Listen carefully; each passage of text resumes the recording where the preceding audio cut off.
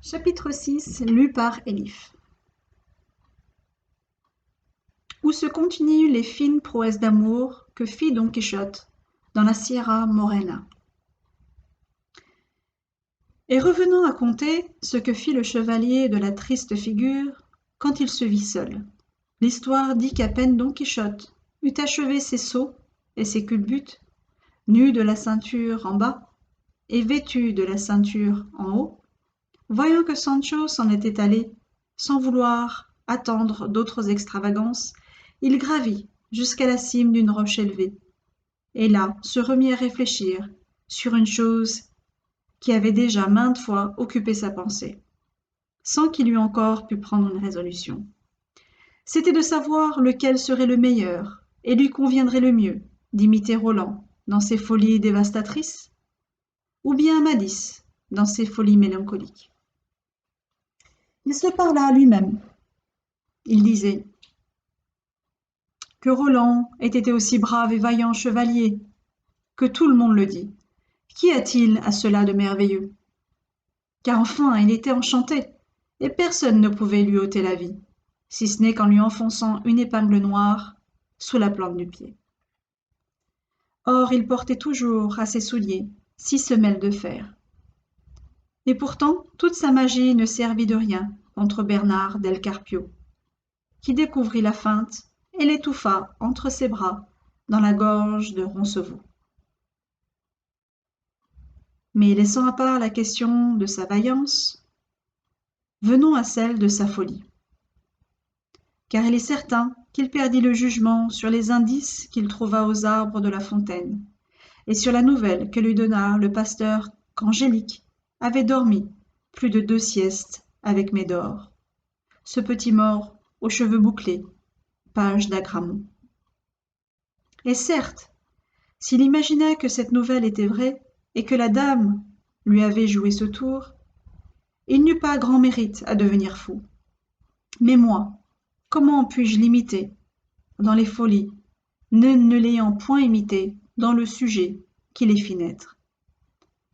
Car pour ma Dulcinée du Toboso, j'oserais bien jurer qu'en tous les jours de sa vie, elle n'a pas vu l'ombre d'un mort en chair et en costume, et qu'elle est encore aujourd'hui comme la mère qui l'a mise au monde. Je lui ferai donc une manifeste injure, si croyant d'elle autre chose, j'allais devenir fou du genre de folie qu'eut Roland le Furieux. D'un autre côté, je vois qu'Amadis de Gaulle, sans perdre l'esprit et sans faire d'extravagance, acquit en amour autant et plus de renommée que personne. Et pourtant, d'après son histoire, il ne fit rien de plus, en se voyant dédaigné de sa dame Oriane, qui lui avait ordonné de ne plus paraître en sa présence contre sa volonté, que de se retirer sur la roche pauvre, en compagnie d'un ermite. Et là, il se rassasia de pleurer, jusqu'à ce que le ciel le secourût dans l'excès de son affliction et de ses angoisses.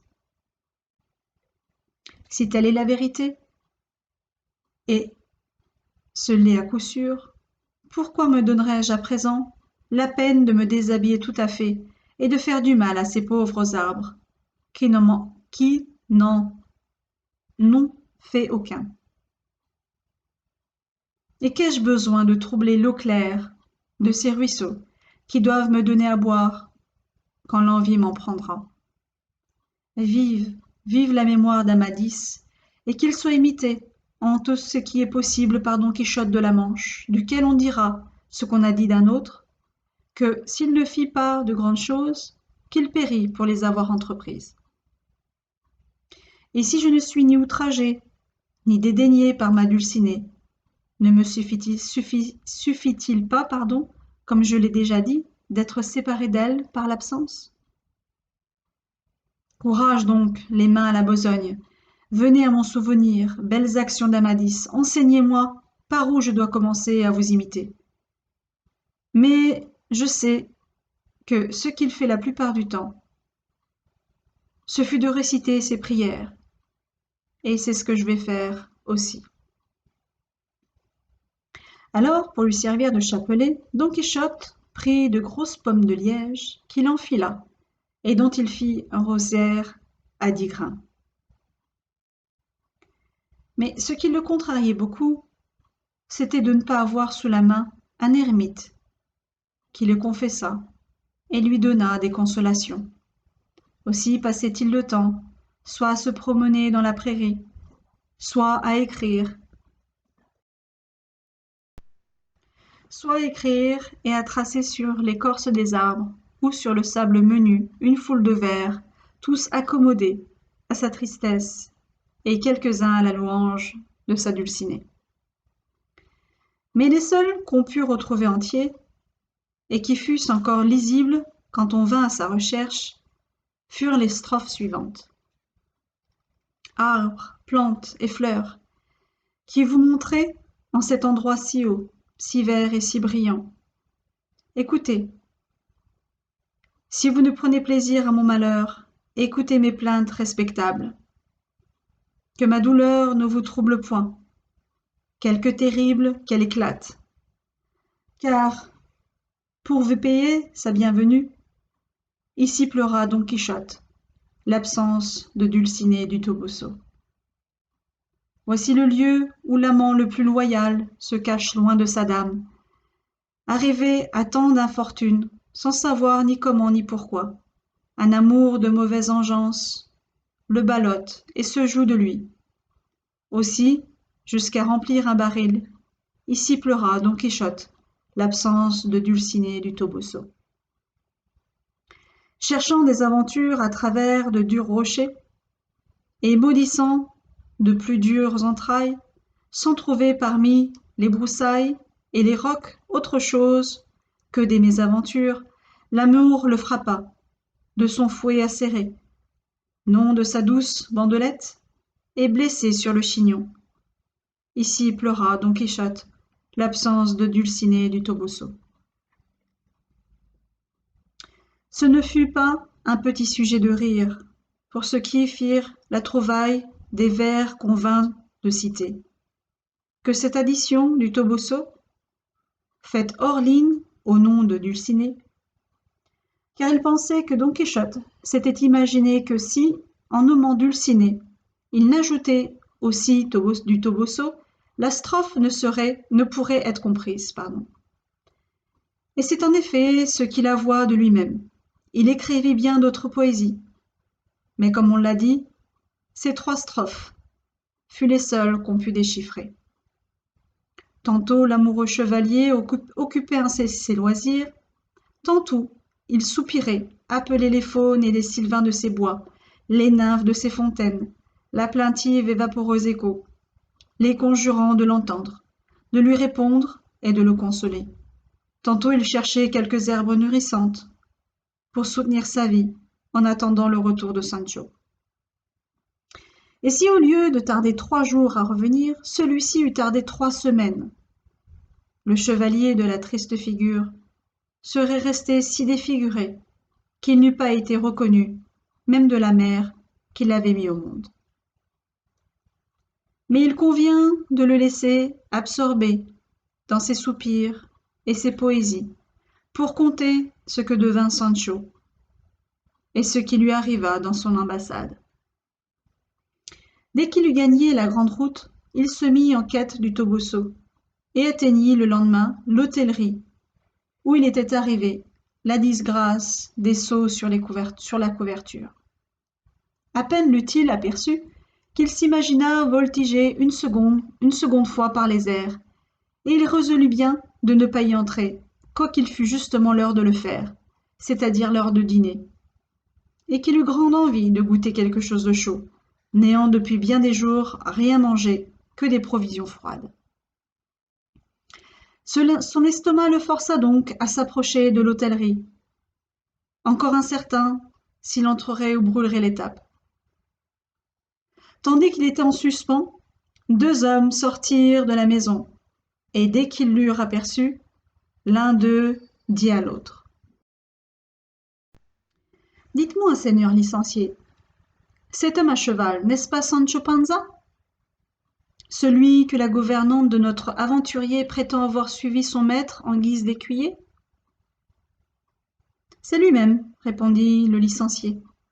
et voilà le cheval de notre Don Quichotte. » Ils avaient en effet reconnu facilement l'homme et sa monture, car c'était le curé et le barbier du village, ceux qui avaient fait le procès de l'auto-da-fé des livres de chevalerie.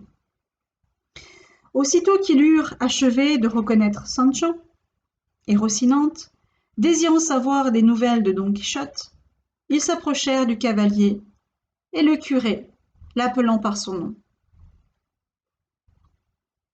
« Ami Sancho Panza, lui dit-il, qu'est-ce que fait votre maître ?» Sancho les reconnut aussitôt. Mais il résolut de leur cacher le lieu et l'état où il avait laissé son seigneur.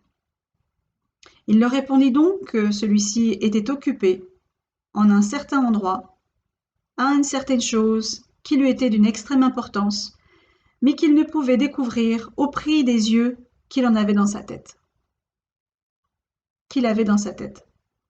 Non, non, Sancho Panza, s'écria le barbier. Si vous ne nous dites point où il est et ce qu'il fait, nous croirons, comme nous avons déjà droit de le croire, que vous l'avez assassiné et volé. Car enfin, vous voilà monté sur son cheval. Et par Dieu, vous nous rendrez compte du maître de la bête, ou gare à votre gosier. Oh, répondit Sancho, il n'y a pas de menace à me faire. Je ne suis pas homme à tuer ni voler personne. Que chacun meure de sa belle mort, à la volonté de Dieu qui l'a créé. Mon maître est au beau milieu de ces montagnes, à faire pénitence, tout à son aise. Et sur le champ, il leur conta, d'un seul trait, et sans perdre haleine, en quel état il l'avait laissé, les aventures qui leur étaient arrivées, et comment il portait une lettre à madame Dulcinée du Toboso, qui était la fille de Lorenzo Corchuelo, dont son maître avait le cœur épris jusqu'au foie. Les deux questionneurs restèrent tout ébahis de ce que leur contait Sancho. Et bien qu'ils connussent déjà la folie de Don Quichotte et l'étrange nature de cette folie, leur étonnement redoublait toutes les fois qu'ils en apprenaient des nouvelles. Ils prièrent Sancho Panza de leur montrer la lettre qu'il portait à madame Dulcinée du Toboso. Celui-ci répondit qu'elle était écrite sur un livre de poche et qu'il avait ordre de son seigneur de le faire transcrire sur du papier dans le premier village qu'il rencontrerait. À quoi le curé répliqua que Sancho n'avait qu'à la lui faire voir et qu'il la transcrirait lui-même en belle écriture. Sancho Panza mit aussitôt la main dans son sein pour y chercher le livre de poche. Mais il ne le trouva point, et n'avait garde de le trouver. L'eût-il cherché jusqu'à cette heure, car Don Quichotte l'avait gardé sans songer à le lui remettre, et sans que Sancho songeât davantage à le lui demander. Quand le bon écuyer vit que le livre ne se trouvait point, il fut pris d'une sueur froide, et devint pâle comme un mort. Puis, il se mit en grande hâte à se tâter tout le corps, de haut en bas. Et voyant qu'il ne trouvait toujours rien, il s'empoigna sans plus de façon la barbe à deux mains, et s'en arracha la moitié, et tout d'une haleine s'appliqua 5 à 6 coups de poing sur les mâchoires et sur le nez, si bien qu'il se mit tout le visage en sang.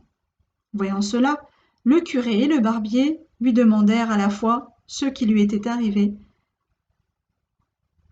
pour se traiter d'une si rude façon. « Ce qui m'est arrivé, s'écria Sancho, que j'ai perdu de la main à la main 3 ânons dont le moindre était comme un château. »« Comment cela ?» répliqua le barbier. « C'est que j'ai perdu le livre de poche, reprit Sancho, où se trouvait la lettre à Dulcinée, et de plus, une cédule signée de mon seigneur, par laquelle il ordonnait à sa nièce de me donner 3 ânons sur 4 ou 5 qui sont à l'écurie. Et là-dessus, Sancho leur conta la perte du Crison. Le curé le consola en lui disant que, dès qu'il trouverait son maître, il lui ferait renouveler la donation, et que cette fois, le mandat serait écrit sur du papier, selon la loi et la coutume. Attendu que les mandats écrits sur les livres de poche ne peuvent jamais être acceptés ni payés. Sancho, sur ce propos, se sentit consolé, et dit qu'en ce cas, il se souciait fort peu d'avoir perdu la lettre à Dulcinée, puisqu'il la savait presque par cœur, et qu'on pourrait la transcrire de sa mémoire. Où et quand on en prendrait l'envie. Eh bien, dites-la donc, Sancho, s'écria le barbier, et nous vous la transcrirons. Sancho s'arrêta tout court, et se gratta la tête pour rappeler la lettre à son souvenir. Tantôt il se tenait sur un pied, tantôt sur l'autre, tantôt il regardait le ciel, tantôt la terre.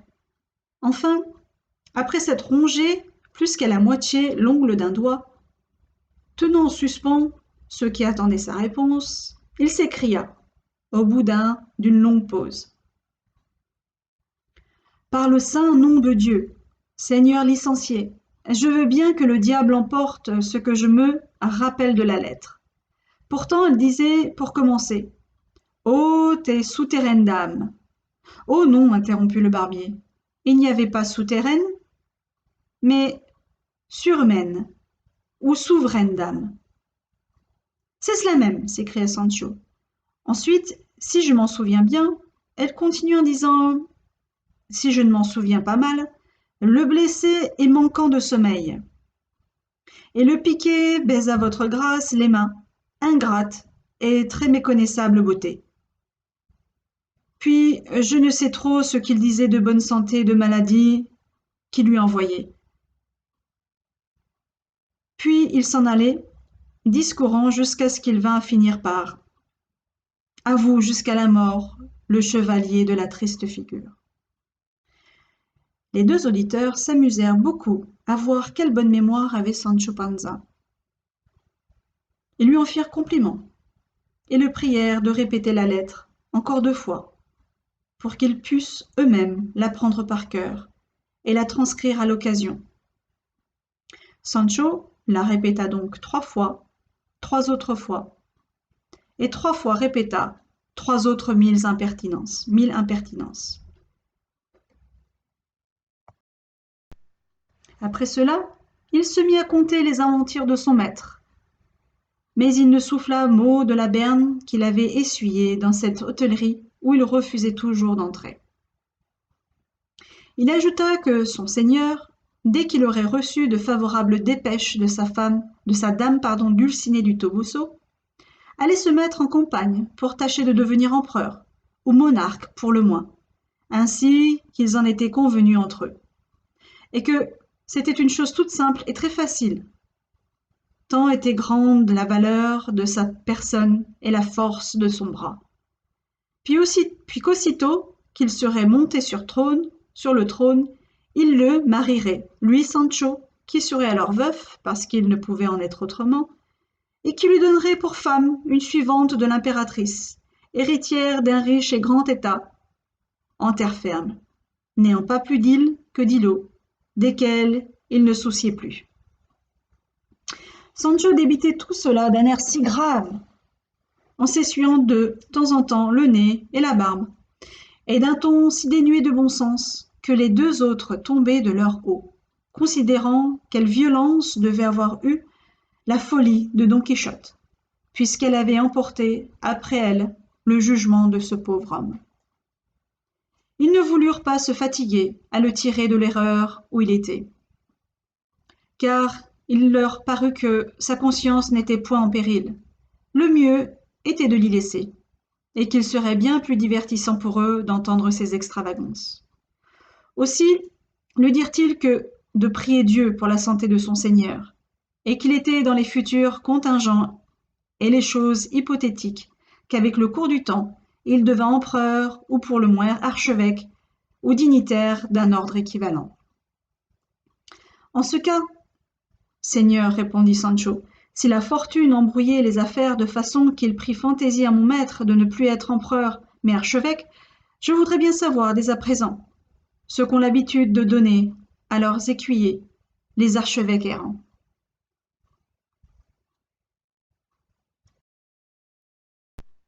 Ils ont l'habitude, répondit le curé, de leur donner soit un bénéfice simple, soit un bénéfice à charge d'âme, soit quelques sacristies qui leur rapportent un bon revenu de rente fixe, sans compter le casuel qu'il faut estimer autant. Mais pour cela, répondit Sancho, il sera nécessaire que l'écuyer ne soit pas marié et qu'il sache tout au moins servir la messe. S'il en est ainsi, malheur à moi qui suis marié pour mes péchés et qui ne sais pas la première lettre de l'ABC. Que sera ce de moi, bon Dieu, si mon maître se fourre dans la tête d'être archevêque et non pas l'empereur, comme c'est la mode et la coutume des chevaliers errants. Ne vous mettez pas en peine, ami Sancho, reprit le barbier. Nous aurons soin de prier votre maître, et nous lui en donnerons le conseil, et nous lui en ferons au besoin un cas de conscience de devenir empereur et non archevêque. Ce qui lui sera plus facile, car il est plus brave que savant. C'est bien aussi ce que j'ai toujours cru, répondit Sancho, quoique je puisse dire qu'il est propre à tout. Mais ce que je pense faire de mon côté, c'est de prier notre Seigneur, qu'il l'envoie justement là où il trouvera le mieux son affaire et le moyen de m'accorder les plus grandes faveurs. Vous parlez en homme sage, reprit le curé, et vous agirez en bon chrétien. Mais ce qui importe à présent, c'est de chercher à tirer votre maître de cette utile pénitence qu'il s'amuse à faire là-bas, à ce que vous dites, et pour réfléchir aux moyens qu'il faut prendre, aussi bien que pour dîner, car il en est l'heure, nous ferons bien d'entrer dans cette hôtellerie.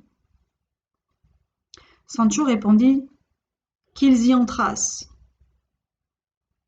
que lui resterait dehors,